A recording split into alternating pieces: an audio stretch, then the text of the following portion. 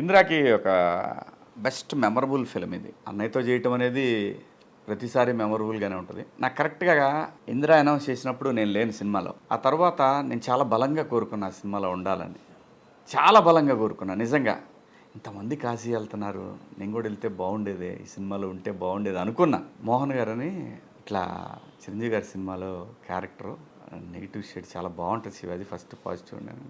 Okay అన్న, done. కరెక్ట్గా రేపు నేను కాశీ వెళ్తా అన్నప్పుడు ఆ షెడ్యూల్కి వెళ్ళే ముందు నా కొడుకు పుట్టాడు. చిరంజీవి గారితో అలాగే బాలసుబ్రహ్మణ్యం గారితో ఆ గంగా నదిలో ఆ ఘాట్లో డైలీ షూటింగ్ ఉండేది. బ్రహ్మానందం గారు వీళ్ళందరితో అంటే చాలా బ్యూటిఫుల్ షెడ్యూల్ అది. అసలు నా లైఫ్లో one of the best schedule. మా వర్క్ అయిపోతున్న టైంలోనే చిరంజీవి గారు ఆ ఘాట్లో సాంగ్ ఉంది. మొత్తం అసలు కాశీలో ఉన్న జనం అంతా అక్కడే ఉన్నారు. సాంగ్ జరుగుతూ ఉంది, చిరంజీవి గారు అని తెలిసి beautiful journey with Vyjayanthi Movies. Dutt garu legendary producer, such a wonderful human being అండి ఆయన.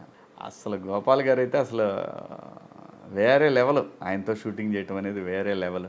చాలా బాగా చెప్పేవాడు. అసలు వెంటనే రియాక్ట్ అయ్యేవాళ్ళు ఏ షార్ట్ చేసి వచ్చినా కానీ. ముఖ్యంగా నేను ఆ ఇంటర్వెల్ నేను రివీల్ అయ్యే సీన్ ఉంటుంది కదా, వీడు అమ్మ దొంగ వీడు అని రివీల్ అయ్యే సీన్ ఉంటుంది కదా, అది అసలు ఆయన వచ్చేసి చెయ్యి గట్టిగా పట్టుకొని చాలా బాగా చేశారు శివాజీ.